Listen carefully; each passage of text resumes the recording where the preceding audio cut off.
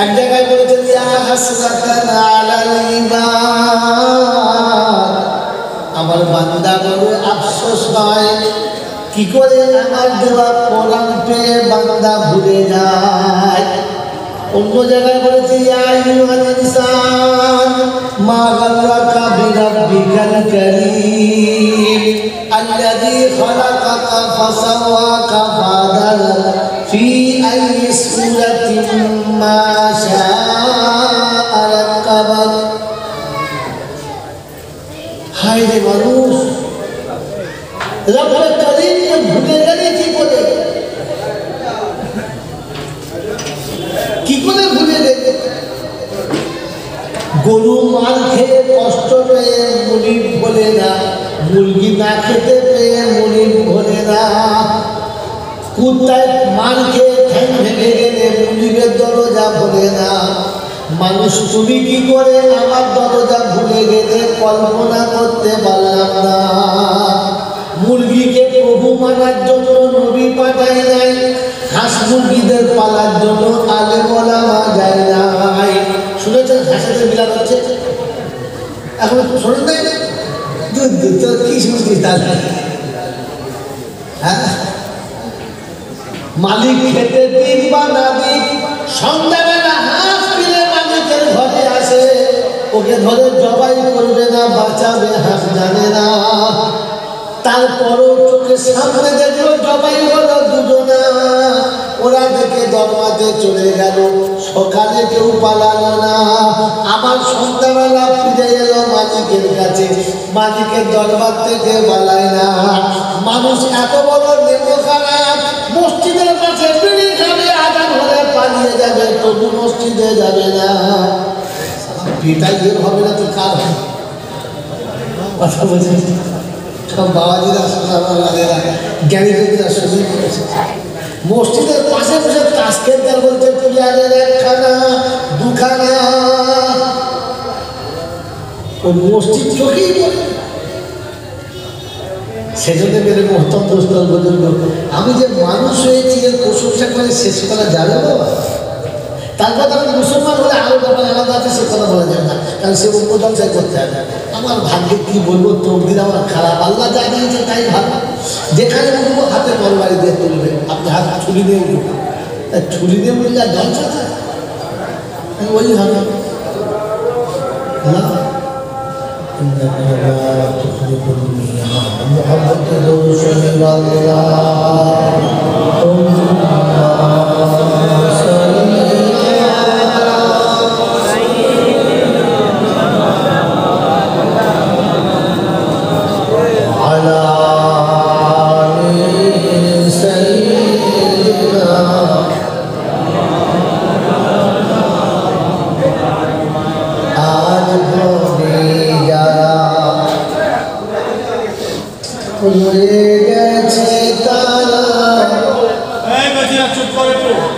কেহ তারা ছিল না,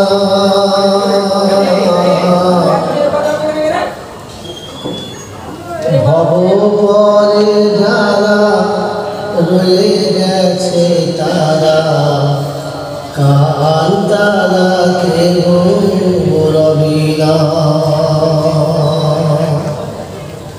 সাজানো বাগান পড়ে রয়ে গেছে, মালি ফিরে আর আসে না। এমনি করিয়া চলে যেতে হবে, কেন মনে তা পড়ে না। আল্লাহুম্মা সাল্লি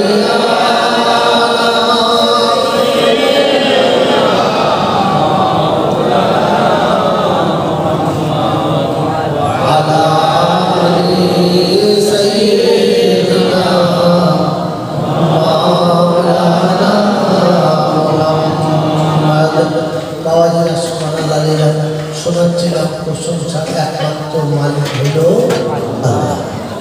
দরুদ ও সালামের পাওনাদার হলেন মুহাম্মাদুর রাসূলুল্লাহ।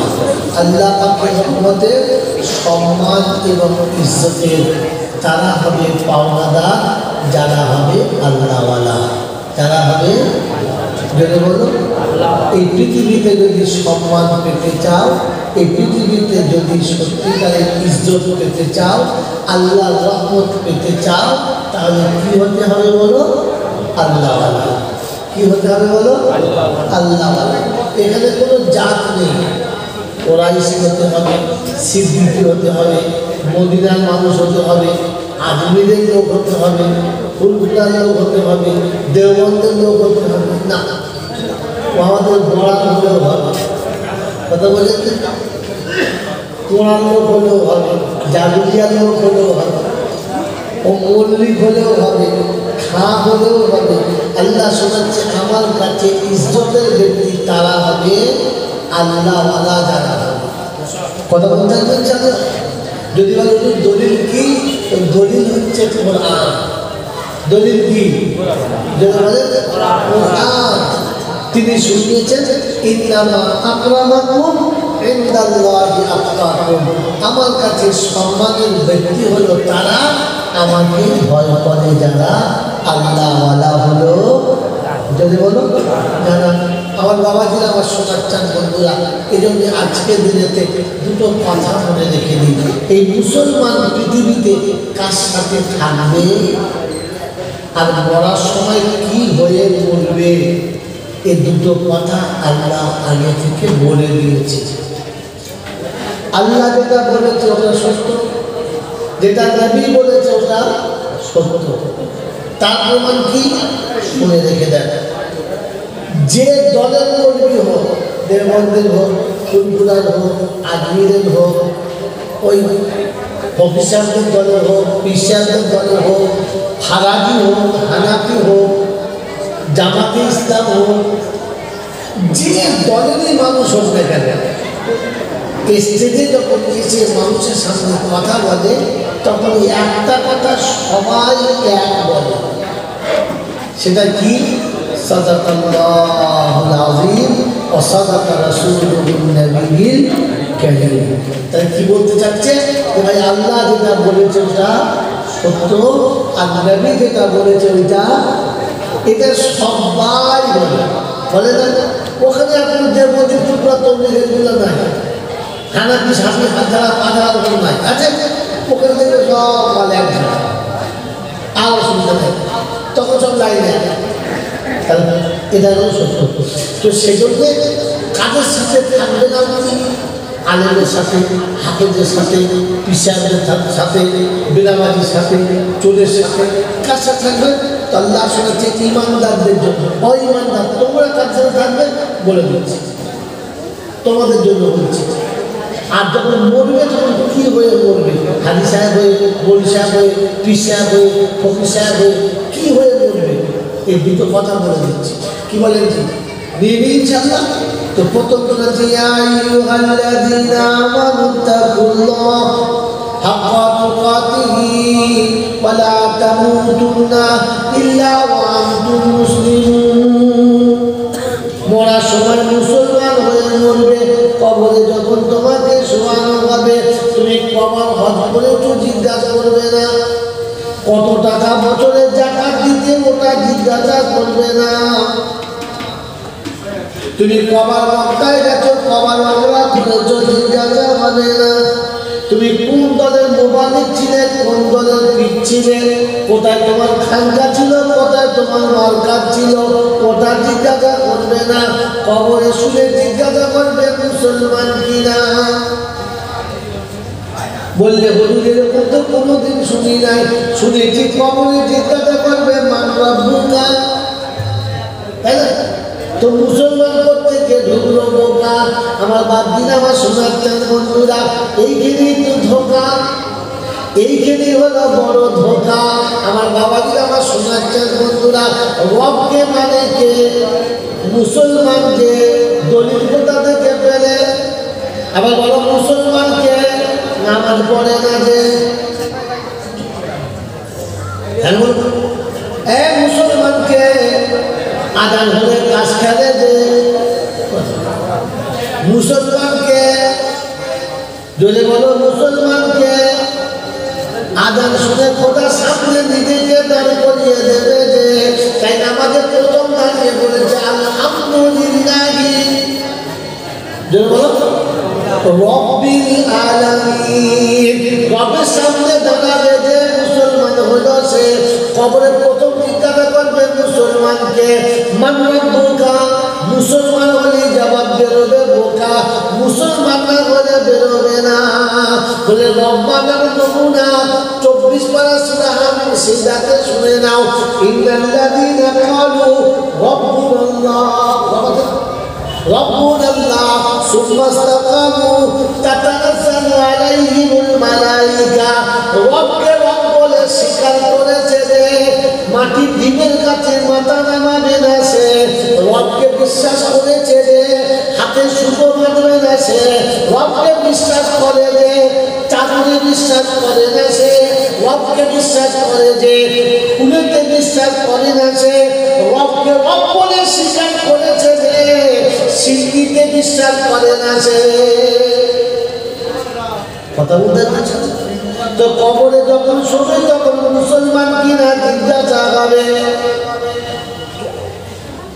মুসলমান যদি ভালো কাজ করে তবে বদলা পাবে বললে হুজুর দলিল কোথায় আছে 14 পারা সূরা নাহলের 92 নম্বর আয়াতে আছে আল্লাহ শুনিয়ে দিয়েছে মান আমিলা সালিহান শব্দ মনে রাখবেন মান আমিলা সালিহান মান হুকুমে নাকিরা অনির্দিষ্ট শব্দ যে কেউ ভালো আমল করতে পারে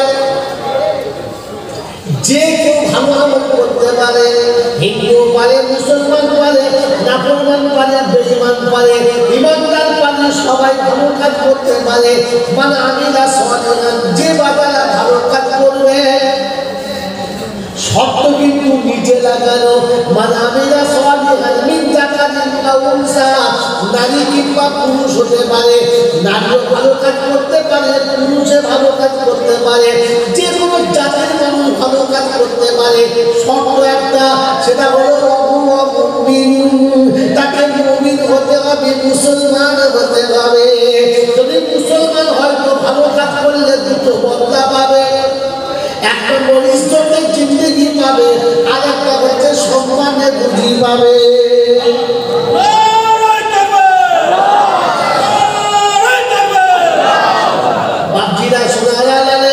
আমার জ্ঞানী জনেরা বুদ্ধিজীবীরা পৃথিবীতে যত প্রাণী এসেছে না খাইতে আমার আল্লাহ কাউকে মানবে না তিনি খানেওয়ালার আগে বুঝি পাঠায় আগে বুঝি পাঠায় পরে খাবারের লোক পাঠায় হ্যাঁ না বলো জোরে বলো হ্যাঁ না দেখেছো কোনোদিন দেখেছো কোনোদিন দেখো নাই কোরআন বাস্তবের নাম বোকা কোরআন শুনেছি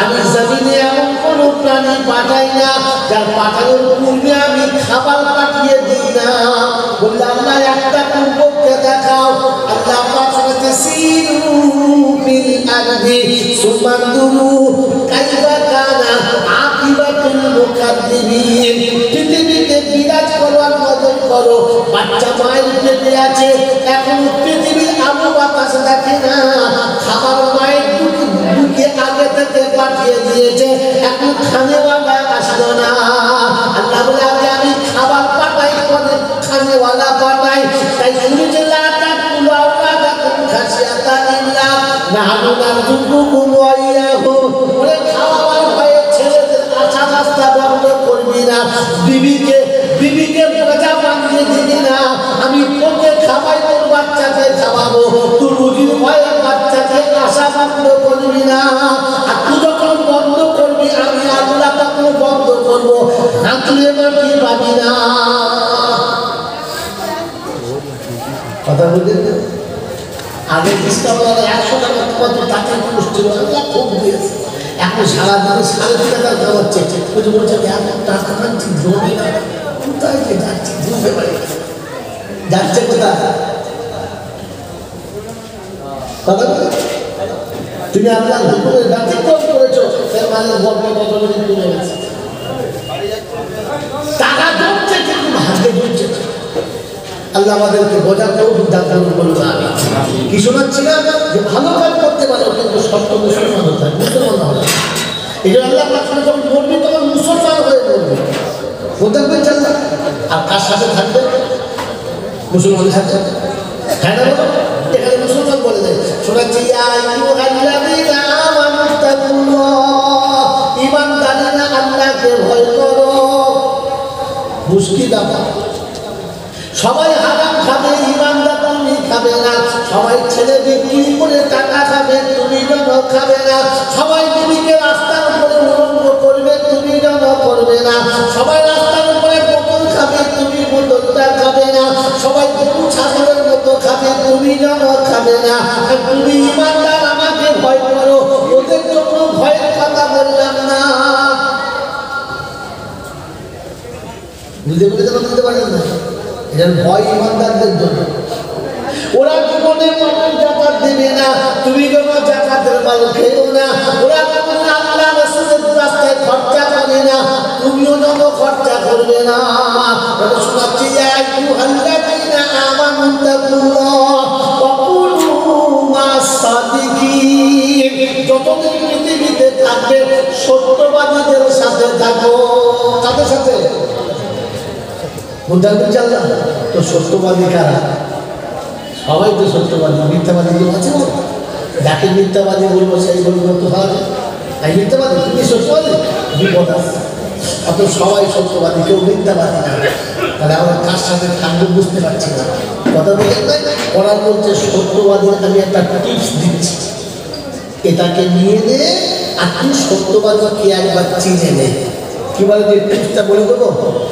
বলতে চাল্লা الذين أخرجوا من ديارهم وأموالهم يبتغون فضلا من الله ورضوانا وينصرون الله ورسوله أولئك هم الصادقون. আকাশ পড়া সূরা হাসর ৮ নম্বর আয়াত।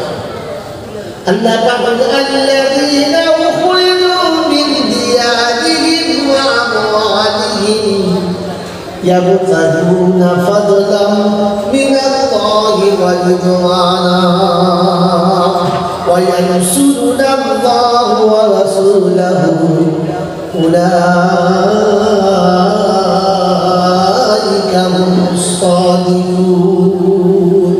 আমি আল্লাহ শোনাচ্ছি সত্যবাদী লোকরা যারা ঘর থেকে বার হবে, ঘরের মায়া করে না। যারা সম্পদ থেকে বার হবে, সম্পদের মায়া করে না। আল্লাহ কিসে রাজি হবে এটাই যারা খুঁজে বেড়াবে, এটা তাদের নমুনা।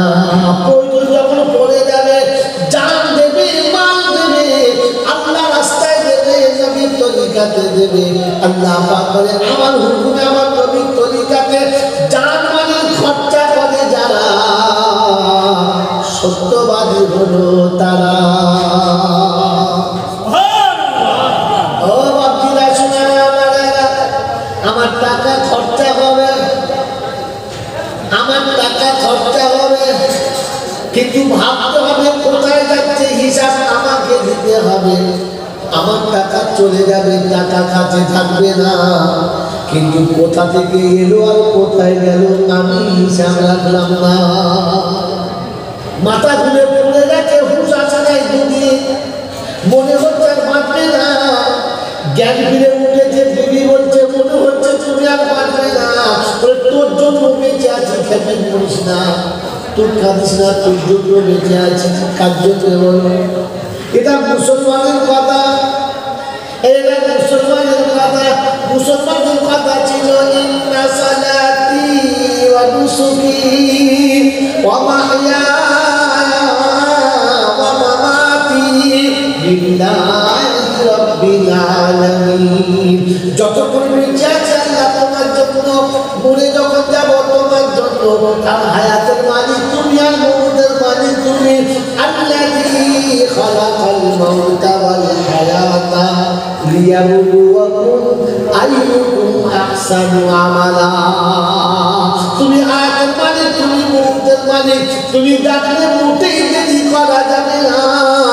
তুমি ফিরিয়ে দিতে ফিরিয়ে এসেছি, মুসলমানও কথা বলে না এবং কাবালে বউকে আমি তোর জন্য বেঁচে আছি, কানা ঘরে বলবো না।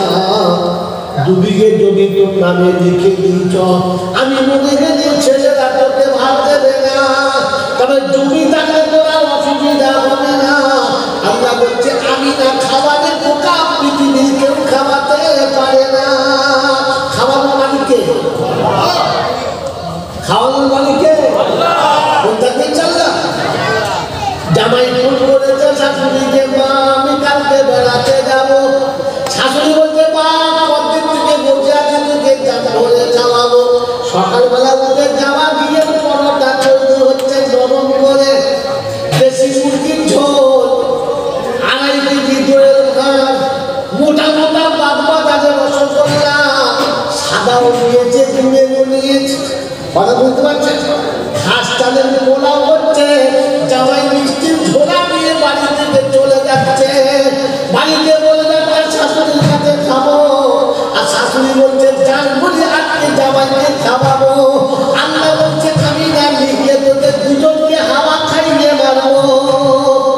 মধ্যপথে অ্যাক্সিডেন্ট হলো, মিষ্টির হোলা ড্রেনে পড়লো, জামাই পাকা রাস্তার উপরে পড়লো।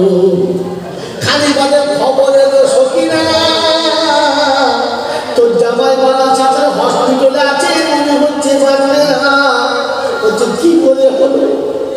তা কি করে হলো বললে অ্যাক্সিডেন্ট দেখলি তো গিয়ে দেখেন নাকে নল ভরা, পাচাতেও নল ভরা। কথা বলে পেচ্ছাপ এমনিতে দেখবে না, পাইপ ছাড়া নিঃশ্বাস নিতে পারছে না অক্সিজেন ছাড়া। জামাই মুখের দিকে তাকে শাশুড়ি কাঁদছে, বলছে বাবা মনে হচ্ছে আর বাঁচবে না। হাড়িতে ভাত বলছে রান্না হলো, বাবা দিদি কেউ খাবে না। সন্ধ্যাবেলা ফোন করছে কাজের মেয়েকে, ও মা তরুণা দই আছে মিষ্টি আছে তো খেয়ে নেওয়া পচিয়ে দিস না। কথা বলছে তুই জামাই খাওয়া বললে যে কিনে আনবি, আমি কাজের মেয়েকে খাওয়াবো, এটা আমার পুজো, পৃথিবীর কেউ পারবে না। আর কে? জামাই আসলে কাজের মেয়েকে দইয়ের হাতটাও দেখাতো না। এখন 2.5 কেজি দই কাজের মেয়ের হাতে উঠে গেছে, খা জমের মতো খেয়ে নিয়ে সুযোগের টাকা। কি বলেন নি গাওয়া ঘির করোনা দই বাবা বাবা করে খাচ্ছে, বলছে আল্লাহ মাঝে মাঝে করে অ্যাক্সিডেন্ট হয়, তবে আমার হবে বাপজিরা সেনা আল্লাহ খাওয়াবার মালিক কে? জোরে বলো কে? আল্লাহ। এই জন্য আল্লাহ পাক বলছে সত্যবাদীদের সাথে থাক, বুঝতে পারবি, সত্যবাদীদের সাথে না থাকলে বুঝতে পারবি না। থাকার চেষ্টা করবি ইনশাআল্লাহ, থাকবি ইনশাআল্লাহ। কি পাবো সত্যবাদীদের সাথে? একটা নমুনা শুনিয়ে পালাবো। বাবাজিরা সোনারা লালেরা, আমার জ্ঞানীজনরা সতী মানুষেরা, বিশ্ববিখ্যাত একজন ধনী মক্কায় থেকে মালিকুত তুজ্জার বলে ডাকা হতো, ব্যবসায়ীদের রানী। তিনি হলেন খাদিজাতুল কুবরা। দুবার বিবাহ হয়েছে, স্বামী মারা গেছে, তাদের ছোট ছোট বাচ্চা আছে। বিয়ের প্রতি ঘৃণা এসে গেছে, বিয়ের প্রতি ঘৃণা এসে গেছে। তিনি বিয়ে করবেন না। কেউ বিয়ের প্রস্তাব দিলে তার প্রতি নারাজ, বিয়ের কথা অন্য কথা। আল্লাহ পাক রব্বুল আলামিন, আল্লাহ পাক রব্বুল আলামিন ওই মেয়েটার সঙ্গের সাথে বানাচ্ছে বিশ্ব নবী জনাবে মুহাম্মদুর রাসূলুল্লাহ। তিনি বিয়ে করতে নারাজ, কিন্তু যেদিন আমার রাসূলকে দেখেছেন তিনি বিয়ে করার জন্য প্রস্তাব দিয়েছেন, বিয়ে করে দিয়েছেন। তো ভালো করে মনে রাখবেন কথাটা, সত্যবাদীদের সাথে থাকার নমুনা শোনাচ্ছে। যেদিন বিয়ে করে নিয়ে এসেছে, মক্কার মানুষ আমার নবীকে টিটকিরি মারছে। মোহাম্মদ সত্যি আচ্ছা কায়দা করলি বাবা, এমন কায়দা করে মারলি কি সম্পদও পেলি আর ভালো বউটাও পেলি। খারাপ কথা আমাদের খাদিজার কানের কথাটা পড়েছে তো শোনাচ্ছে স্বামী বিয়ে তো হলো, অলিমাটা হবে না। আল্লাহ নবী বললেন দেখো খাদিজা একটু সময় দাও, আমার কাছে অলিমা করার মতো সামর্থ্য নাই। বলে দুজন মিলে যদি বলি বলে কিনে বলবো, বলে অলিমার যে খরচা খাচ্ছি আছে, অলিমার যা সব আছে তা দুজন মিলে ভাগ করে নেই, তাহলে অসুবিধা হবে না। বলে কিরকম ভাগ করবে, বলে দাওয়াত দেওয়ার দায়িত্বটা সব তোমার আর মেহমানদের খাওয়ানোর দায়িত্বটা আমার। এরকম ভাগ পেলে আমার কেউ ছাড়ে? কি বলে আমি প্রথমে ভাই আমার দাঁড়িয়ে দাওয়াত দেওয়ার দায়িত্ব আমার আর খাওয়াবার দায়িত্ব তোমার। কথা বলেন নাই?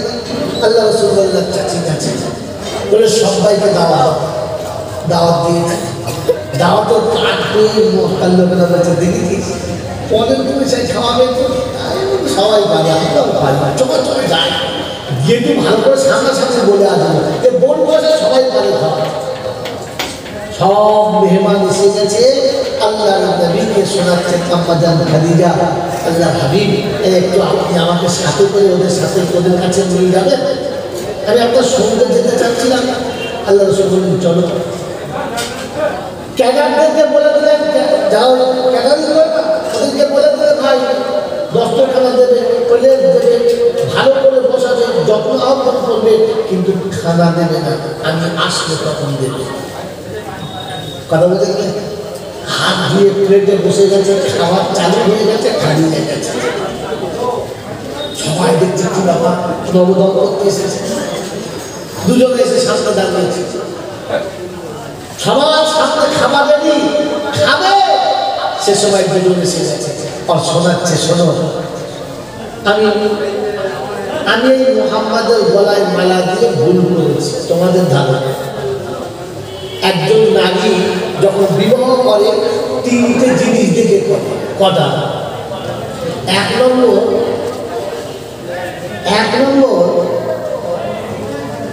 ছেলেটার বংশ ভালো কিনা। তো আপনারা বলেন মক্কায় আমার স্বামীর বংশের থেকে ভালো বংশ কোনটা?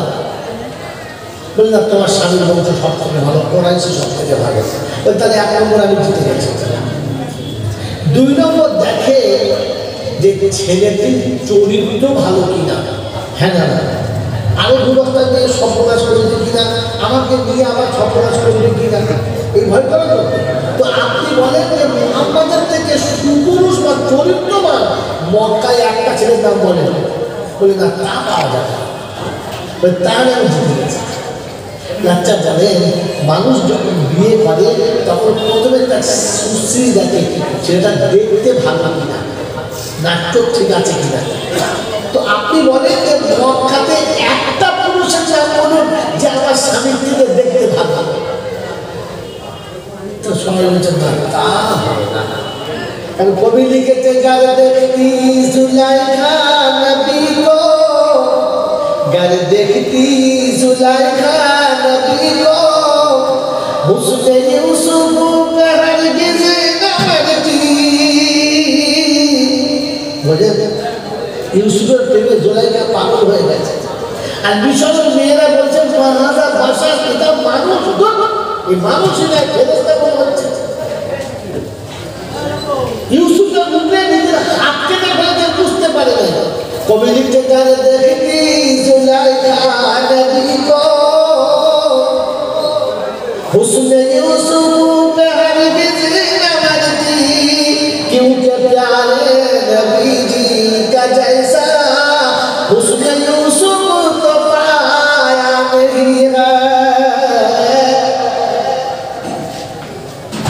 আমার নবীকে যদি জুলাইখা একবার দেখতো না তো ইউসুফের প্রেমে পাগল হতো দূরের কথা, চির জন্মের মতো ভুলে যেত।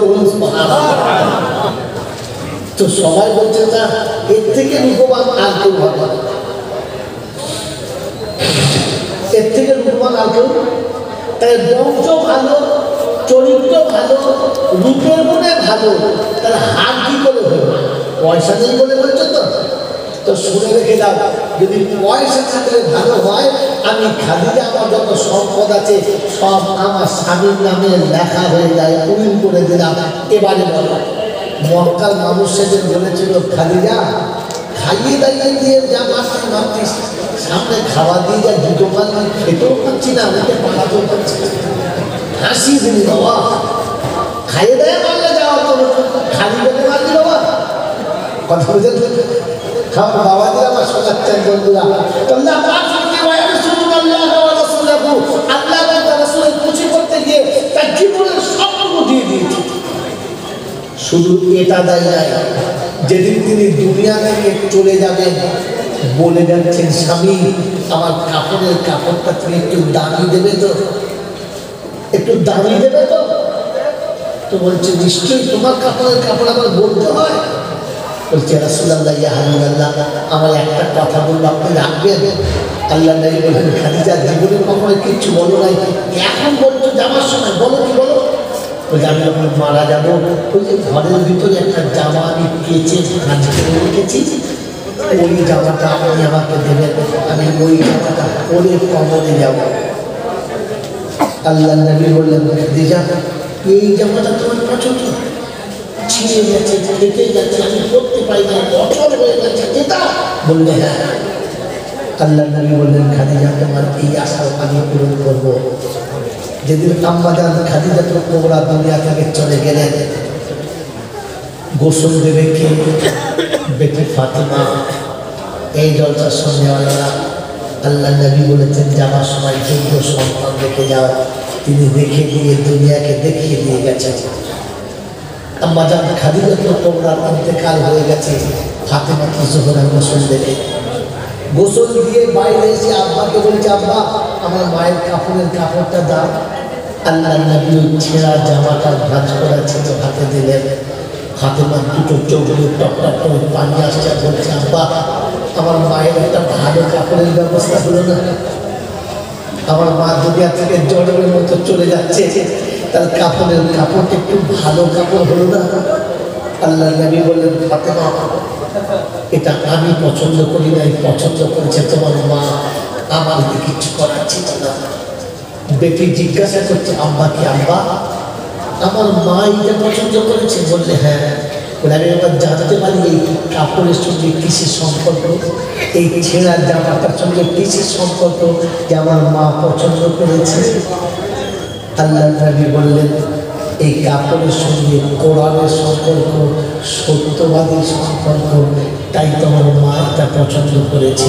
তুমি জানো এটা সেই জামা যে জামাটা পরে আমি গাড়ি হেরাতে বসে আল্লাহর ধ্যানে মগ্ন থাকতাম, সপ্তাহ পর সপ্তাহ চলে যেত, নোংরা হলে তোমার মা খেচে যেত, আর আমি সে জামা পরে আবার গাড়ি হেরাতে যেতাম। যেদিন জামাটা ছিঁড়ে গেছে খেজুরের পাতা দিয়ে নিজের হাতে সেলাই করেছে, আবার যখন ছিঁড়ে গেছে ওখানে চটের তালি দিয়েছে, আবার ছিঁড়ে গেছে তো পাশে সেখানে চামড়ার তালি দিয়েছে। তালি দিতে দিতে এমন একটা সময় এসেছে আর তালি দেওয়া সম্ভব ছিল না, আমি নবী সেটাকে বাদ দিয়েছি। ও ফাতেমা এটা সেই জামা যে জামা পরে আমি যখন গাড়ি হেরাতে বসেছিলাম জিবরাইল এসেছিল আমাকে বুকে জড়িয়ে ধরে আলিঙ্গন করেছিল, যে জামাটার সাথে জান্নাতের পোশাকের মিল ছিল, জিবরাইলের হাতের স্পর্শ ছিল, আর কোরআনের প্রথম আয়াত এসে যে জামার উপরে নাজিল হলো এটা সেই জামা। তোমার মা এই জামাটা পছন্দ করেছে, আমি না। হযরত ফাতিমা জোহরা রাদিয়াল্লাহু তাআলা আনহা জামাটাকে হাতে করে নিয়ে কাঁদতে কাঁদতে ঘরের ভিতরে গেলেন।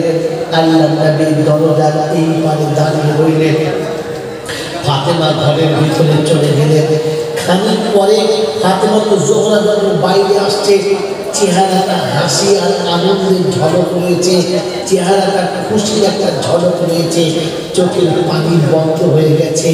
আল্লাহ নবী বেটিকে ডেকে জিজ্ঞাসা করছেন মা তোমার মায়ের কাছে যখন গেলে তখন চোখের পানি বন্ধ হচ্ছিল না, আর যখন ফিরে এলো হাসি মুখে বুঝতে পারলাম না ব্যাপারটা কি? হযরত ফাতেমা জোহরা শোনাচ্ছেন আব্বা আমি কাপড়ের কাপড়টা নিয়ে ভিতরে গেলাম, আমার মায়ের গায়ের চাদরটাকে যখন সরিয়ে দিলাম দেখি গোটা ঘরটা আলো হয়ে গেল। আর মায়ের কাপড় দেহের দিকে তাকিয়ে দেখি জান্নাতের পোশাক আগে থেকেই পরানো ছিল।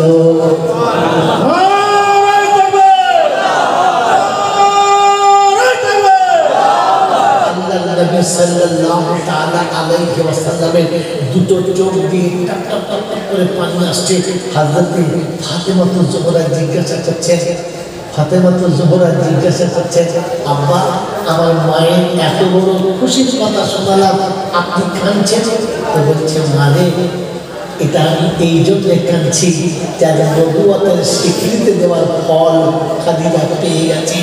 আমাকে প্রথম নবী বলে স্বীকার করেছে, আমাকে সর্বপ্রথম নবী বলে তোমার মা স্বীকার করে দিয়েছে।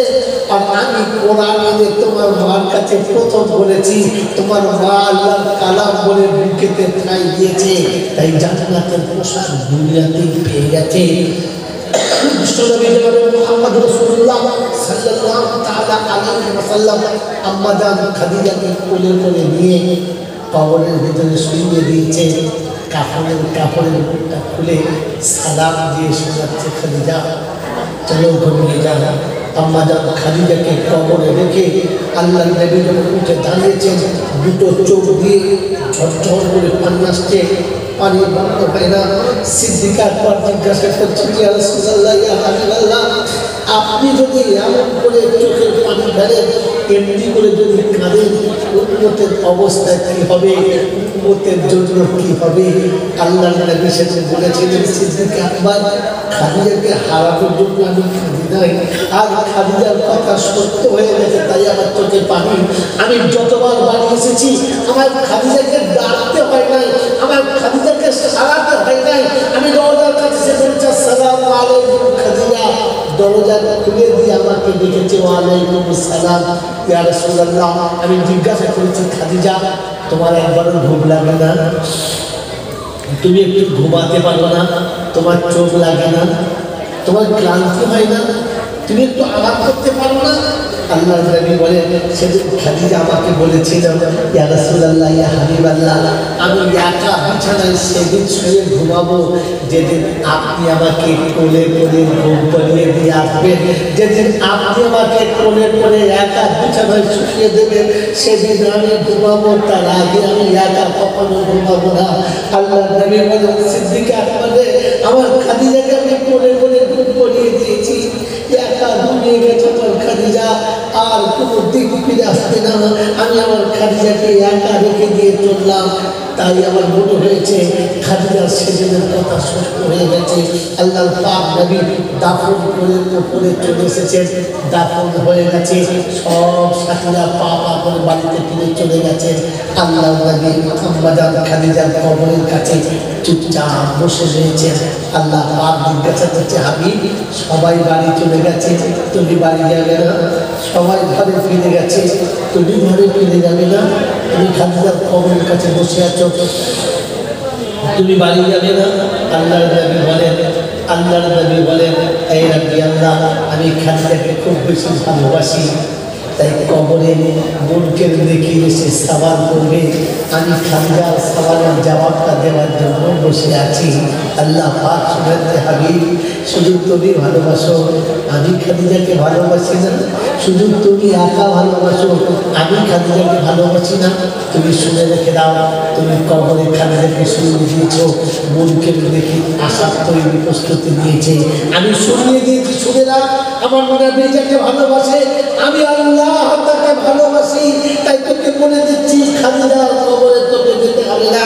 খাদিজার কবরের সওয়ালের জবাব করার জন্য তোকে যাওয়ার দরকার লাগবে না, আমি রাস্তা থেকে তাকে ফিরিয়ে দিয়েছি।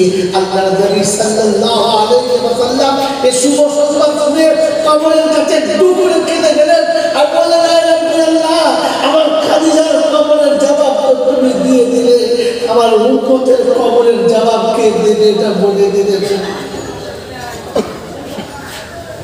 আমার উম্মত কবরে গেলে কে জবাব দেবে? আল্লাহ পাক শুনিয়েছেন, হাবিব তোমার উম্মতকে বলে দিও ওরা মুসলমান হয়ে কবরে গেলে ওদের সওয়ালের জবাবের ব্যবস্থাটা আল্লাহর তরফ থেকে হয়ে যাবে।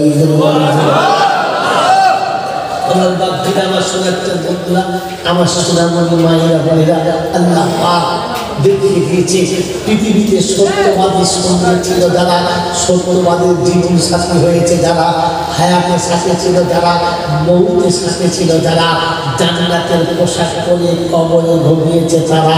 আমার বাপজিরা, আমার শোনাচ্ছেন বন্ধুরা, সেদিন একজন মহিলা, একজন মা তার জীবনের সব কিছু কুরবানি দিয়ে সত্যবাদের সাথে থেকে গেছে, সত্যবাদের হাতে কবরে গেছে। আমরাও সেই সত্যবাদের সঙ্গে পৃথিবীতে বাঁচতে চাই, সে কোরআনের সঙ্গে বসতে চাই, সে কোরআন সাথে নিয়ে থাকতে চাই, সে কোরআন আমার জীবনে আসবে। আর আমি আম্মা খাদিজা কুবরার মতো আল্লাহর কাছে গর্ব করে বলতে পারি, আল্লাহ, আমি কোরআন ভালোবাসি, আর কিছু ভালোবাসি না। কোরআনকে সব থেকে বড় বন্ধু বলে মেনে নিয়েছি, আর কিছু না। সেই কোরআনকে ভালোবেসে সত্যবাদের সঙ্গে থেকে, সত্যের সাথে থেকে অন্ধকার কবরে যাওয়ার আগে কোরআনের পিয়ার আছে, এই কোরআনের প্রতিষ্ঠানকে জিন্দা করার জন্য 50,000 টাকা দেবে। যেখানে আল্লাহর নবীর সাথে খাদিজা লক্ষ লক্ষ টাকা দিয়েছে, লক্ষ লক্ষ স্বর্ণ মুদ্রা দিয়ে আমার নবীর সাথী হয়েছে, সেখানে মাত্র 50,000 টাকার কোনো বন্ধু আছে ইনশাআল্লাহ, যে জান্নাতের পোশাক পরে দুনিয়া থেকে অন্ধকার কবরে যেতে চায়, আমাদের খাদিজার সঙ্গে সাথী হতে চায়, কাল কিয়ামতে আমার নবীর পাশে দাঁড়িয়ে দেখাতে চায়, ইয়া রাসূলুল্লাহ, ইয়া হাবিবাল্লাহ, অন্ধকার কবরের ভয়ে আর জান্নাতের আশায় সেদিন আমি আমার জীবনের সব থেকে বড় বন্ধন থেকে 50,000 টাকা তোমার রাসূলের কারখানায় দিয়েছিলাম। আছে কোনো বলবেন ইনশাআল্লাহ? আছে কোনো আশিকে রাসূল? আছে আল্লাহর প্রেমিক, যে নবীর মুহাব্বতে, কোরআনের মুহাব্বতে, ইসলামের মুহাব্বতে, ঈমানের মুহাব্বতে, জান্নাতের আশায় আর জান্নাতি পোশাক পরার নেশায় 50,000 টাকা এক বছরে দেবে? আছে কোনো বলবেন ইনশাআল্লাহ? আছে? আপনাদের দোয়া জানেন